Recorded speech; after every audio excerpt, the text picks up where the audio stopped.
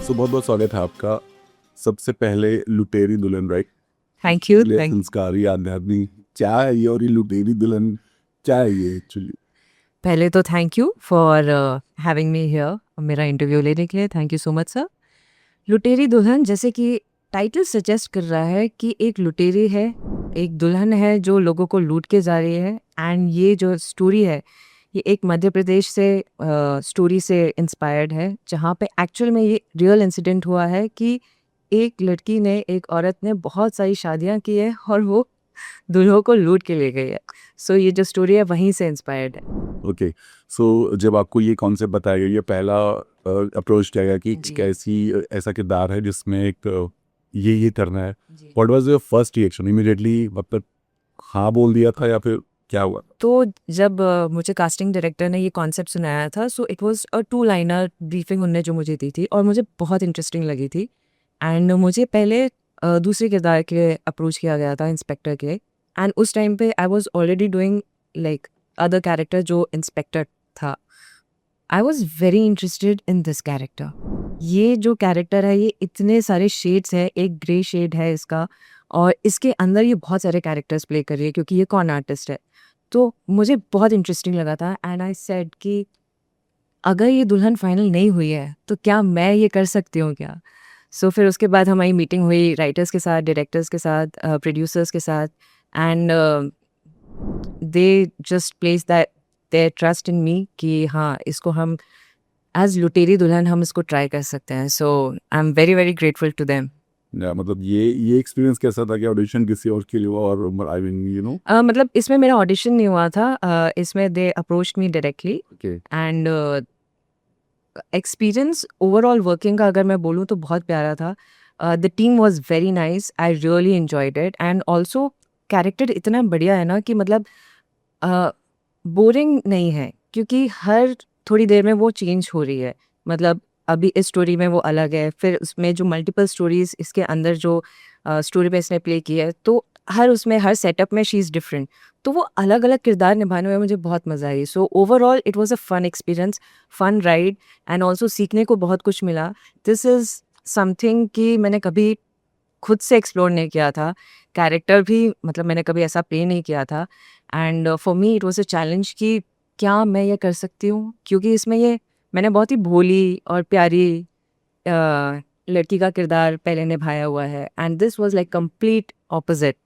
So for me it was like very exciting. या जैसा आपने बोला अलग अलग वेरिएशन थे एक ही किरदार के, जी। The variation. जी, जी, जी। ये बीन आर्टिस्ट कितना बड़ा चैलेंजिंग होता है, क्योंकि ऐसा होता है ना कि वो चीज़ ना दिख जाए इस वाले जी, किरदार में, जी, ये जी। थोड़ा चैलेंजिंग होता है। तो कितना मुश्किल रहा आपके लिए? अ, मुश्किल तो मैं नहीं कहूँगी, क्योंकि राइटिंग में जब अच्छी राइटिंग होती है तो आपकी आधी बैटल वहीं पे आप जीत जाते हो। राइटिंग प्रोसेस बहुत अच्छी रही है, मतलब जो स्क्रीन पे लिखा गया था, जो कैरेक्टर्स थे वो अलग-अलग, जो माया की जो अलग-अलग कैरेक्टर्स थे बहुत ईज़िली वो डिफाइन थे। और जब राइटर के साथ जब हमारा डिस्कशन भी हुआ था, उनने बहुत हेल्प की मुझे बताने के लिए कि किस टाइम पे ये कैरेक्टर क्या बोलना चाह रहा है और किस टाइम पे वो कौन-सा इमोशन वो प्ले कर रही है। कहीं पे वो सुशील है, कहीं पे वो बहुत बेचारी है। तो अलग-अलग किरदार, मतलब वो स्टोरी में ही अलग-अलग पोर्शंस हैं जहाँ पे वो अलग-अलग चीज़ें वो कर रही है। तो आई जस्ट मैं सिर्फ़ उससे उस पे फ़र्म थी कि ओके, यहाँ वाले पोर्शन में इसका कैरेक्टर ये है, उस कैरेक्टर में उसको फ़ेथफुली निभाना है, फिर यहाँ पे वो चेंज हो रही है। सो मैंने उस वे में निभाया है। एंड मैंने अपनी पूरी कोशिश की है। एंड वो एक चैलेंज रहता है कि जो आप कर चुके हो वो चीज़ रिफ्लेक्ट ना हो। Exactly. सो कोशिश मैंने पूरी की है एंड आई जस्ट होप कि या एकदम बहुत डिफरेंट किरदार निकल के आए। या बिल्कुल, अब वो निकल के भी आया, इसीलिए मैंने सवाल किया था। अगर आपके किरदार की बात करो और कहीं कुछ पर्सनल लाइफ से भी रिलेट कर पाई हैं आप उससे कुछ? नहीं, नहीं, नहीं, नहीं। ये ऐसा नहीं, तेरी कैरेक्टर है। रिटर्न नहीं, बट कहीं ना कहीं मतलब आई मीन उसका ऑरा या उसका कुछ। नहीं, इस पूरे कैरेक्टर में I was not able to relate to my personal life, क्योंकि बहुत ही डिफरेंट कैरेक्टर है। उसके इंस्टेंसेस भी अगर मैं देखूँ, उसकी बैक स्टोरी देखूँ, ऐसा कुछ भी मैं इससे रिलेट नहीं कर पाई हूँ। हाँ, मैंने कुछ-कुछ चीज़ें जहाँ पे इमोशंस डालने हैं, जहाँ पे रोना है, जहाँ पे एग्रेशन है, वो चीज़ आप अपने पर्सनल लाइफ़ से वो ड्रॉ करते हो। एज़ एन एक्टर जब आपको इमोशंस पोर्ट्रे करना है, तो वो चीज़ मैं अपनी पर्सनल लाइफ़ से मैंने वो ड्रॉ की है। But apart from that there is no similarity, no similarity. अच्छा है। यू नो जब भी आप शूट कर रही थी, कोई ऐसा सीन था जिसे करने के लिए आपको थोड़ा डिफ़िकल्टीज़ आई या कुछ मुश्किलें आईं? In terms of shooting, in terms of location, whatever? Um, हुँ, ऐसा डिफ़िकल्टी मतलब मैं ये कहूँगी कि आई वाज़ नर्वस। कुछ-कुछ चीज़ों में आप नर्वस रहते हो एज़ एन एक्टर, आप नया किरदार कर रहे हो। तो वो एक नर्वसनेस जो है वो also I am like a very anxious person in general, तो वो एंग्ज़ायटी हर दिन होती है। इनफैक्ट यहाँ पे अगर मैं बैठी हूँ तो यहाँ पे भी मैं एंग्शियस हूँ। तो वो रहता है, वो नर्वसनेस रहती है and I think that is one thing that pushes me forward to give my better performance. तो वो नर्वसनेस आई थिंक वो ज़रूरी भी होती है। और सीन्स में अगर देखा जाए तो there were like few scenes which were very challenging for me, specially the climax scene, जहाँ पे थोड़ा बहुत एक्शन है एंड ड्रामा है एंड फ्लिप्स हैं। तो वो एक्शन सीन और वो we shot that scene like first day. तो जब फर्स्ट डे आप डायरेक्ट क्लाइमैक्स कर रहे हो, तो वो बॉन्डिंग, वो जो एक एक्टर की बॉन्डिंग होती है कैरेक्टर समझने की, क्योंकि जब आप सेट पे रहते हो तब आप ज़्यादा एक्सप्लोर करते हो अपने कैरेक्टर को, तो वो डायरेक्टली हमारा फर्स्ट डे था। तो आई think that was like little tricky for me, but somehow the directors were very amazing, very supportive and the को एक्टर्स वर लाइक अमेजिंग। तो फिर वो निकल गया था। यू नो अभी तक जो फैंस आपको मोस्टली सिंपल गर्ल इमेज के जी तौर पे बहुत पसंद करते हैं, जी जी जी उसी रूप में आपको देखा है, राइट? जी ये वाला जो किरदार है, जी। उन्हें कितना शॉक करने वाला है? मैं चाहती हूँ कि उन्हें शॉक करे। और वो इसलिए कि ताकि वो एक जो स्टार्क डिफरेंस है वो लोगों को देख लोगों तक वो पहुँचे कि एज एन एक्टर आप ये भी कर सकते हो, ये भी कर सकते हो। एंड अगर वो परफॉर्मेंस अगर मैंने अच्छा दिया है तो फिर आई गेस लोग उस चीज़ को कनेक्ट करेंगे, वो शॉक होंगे but still they will appreciate it. अब किया कैसा है मैंने वो मुझे नहीं पता, वो ऑडियंस देखेगी और वो बताएंगे कि कैसा किया है। बट या मेरे साइड से वो एक अटेम्प्ट था। अगर इस शो का सेकंड सीजन आएगा, जी। तो आप अपने इस इमेज को, आई मीन इस किरदार को में क्या बदलाव चाहेंगी? क्या बदलाव चाहूँगी? मुझे ऐसा लगता है कि ये थोड़ी और चोरी करेगी। एंड फिर उसके बाद उसको सडन रियलाइज़ेशन होगा एंड देन मुझे ऐसा लगता है कि उसको ये सारी जो चॉइसेस उसने जो बनाई है अपनी लाइफ में, I think she should go on the right path. वो मैं चाहूँगी कि वो आर्क हो। But again it's a real life में ऐसा बहुत कम होता है। या या को स्टार्स के बारे में क्या कहेंगे? पूजा है, मलुहान है, कैसे रही बॉन्डिंग? अमेजिंग अमेजिंग को स्टार्स, बहुत ही प्यारे लोग हैं, बहुत ही अ, सुलझे हुए लोग हैं और वो जब आप परफॉर्म करते हो एक बहुत कंफर्टेबल स्पेस क्रिएट कर देते हैं आपके लिए। सो एज एन एक्टर वो बहुत हेल्पफुल होता है। आपके सीन्स ज़्यादा बेहतर तरीके से आते हैं जब दो एक्टर्स उस सीन पे डिस्कस कर रहे हैं और उस सीन को बनाने की कोशिश कर रहे हैं। सो दे वर वेरी सपोर्टिव को actors and also they come from such a huge experience दोनों। तो ये बहुत ही मंझे हुए कलाकार हैं, तो मेरे लिए तो बहुत ही लर्निंग एक्सपीरियंस रहा दोनों से। ओके, फेम मिलने के बाद अगर आपसे जानना चाहें, आपकी पर्सनल लाइफ कितनी बदल गई या कितना चेंज हुआ है? पर्सनल लाइफ मैं अभी भी वैसी ही हूँ जैसे मैं पहले हुआ करती थी। उसमें कोई चेंजेस नहीं है। मैं आज भी वैसी हूँ। मैं ऐसी चप्पल में बाहर चली जाती हूँ, ऐसी बाल विदाउट बनाए हुए, विदाउट मेकअप मैं ऐसे निकल जाती हूँ। सो वो प्रेशर लेकर मैं नहीं चलती हूँ कि मैं कैसी दिख रही हूँ, बल्कि वो होना चाहिए थोड़ा बहुत, क्योंकि आप एक्टर हो, आप कैमरे के सामने आ रहे हो, जैसे आप प्रेजेंट करोगे वैसे ही लोग आपको देखेंगे। लेकिन समहाउ वो मुझसे हो नहीं पाता है। तो अ, उतना प्रेशर मैं लेकर नहीं चलती हूँ एंड अपार्ट फ्रॉम दैट मुझे ऐसा लगता है कि मुझे प्यार बहुत मिलता है। आप कहीं पे भी जाओ, लोग आते हैं, लोग आपसे बात करना चाहते हैं और इतने प्यार और इतनी दुआएँ देकर जाते हैं, तो वो जो इमोशनल लाइफ़ है वो मेरे लिए ज़्यादा फुलफिलिंग हो गई है। ओके, यू नो आपसे क्या जानना चाहिए, चूँकि ओटीटी प्लेटफॉर्म है काफ़ी बहुत सारे ऑफर्स आते हैं आजकल। लोग बहुत सारे, मैंने पुराने एक्टर से बात किया, उनका ये कहना है कि हम इसलिए नहीं करना चाहते बिकॉज थोड़ा बोल्ड कंटेंट ज़्यादा होता है ना। जी। अगर आप जानना चाहें आपका दायरा क्या है, या आप किस हद तक आप बोलती हैं, या जब ऑफर आता है तो आप कितनी बार मना कर देती हैं? अ, मेरे लिए टोटली डिपेंड करता है कि वो कैरेक्टर क्या बोलना चाह रहा है, कैरेक्टर का ग्राफ क्या है, कैरेक्टर आर्क क्या है, पहला वो रहता है। फिर देन डेफिनेटली जो ओवरऑल स्टोरी वो बताना चाह रहे हैं। और somehow I am not comfortable right now with something like बहुत ही ज़्यादा बोर या सेंशुअल कंटेंट करने में। अगर कोई दूसरा कर रहा है I am like absolutely okay. मुझे ऐसा लगता है कि that is not my comfort zone right now. बात का मुझे पता नहीं। So that is I think वो मेरा एक दायरा है और वो पहले से बना हुआ है like before I did my previous show also. So this was like my conscious decision कि मतलब आई एम नॉट कंफर्टेबल। अगर कैमरे पे अगर आप कंफर्टेबल नहीं हो तो वो बहुत अच्छा नहीं दिखता है।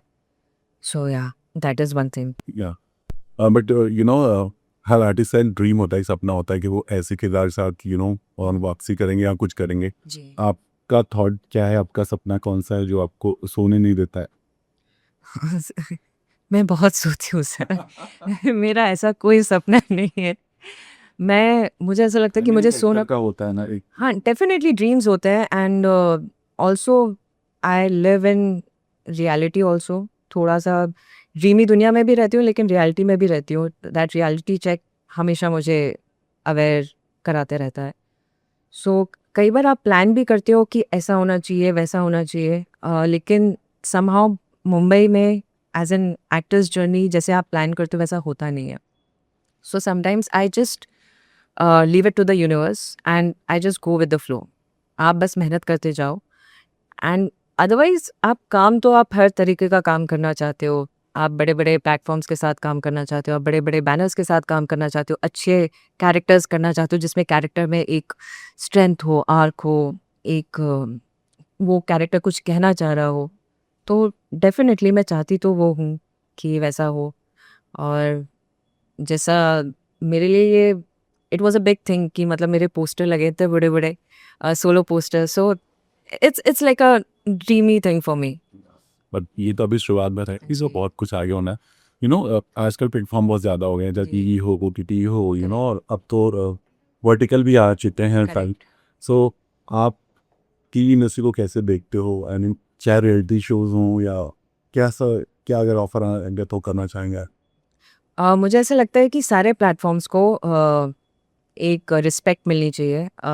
मुझे पता है कि वो एक हायरार्की बनी रहती है कि मूवीज़ ये है एक परसेप्शन बना रहता है यहाँ पे लोगों का कि आप यहाँ से हो, इसमें काम करते हो। तो जैसे फॉर एग्जांपल जैसे इन्फ्लुएंसर्स होते हैं, I think they deserve respect.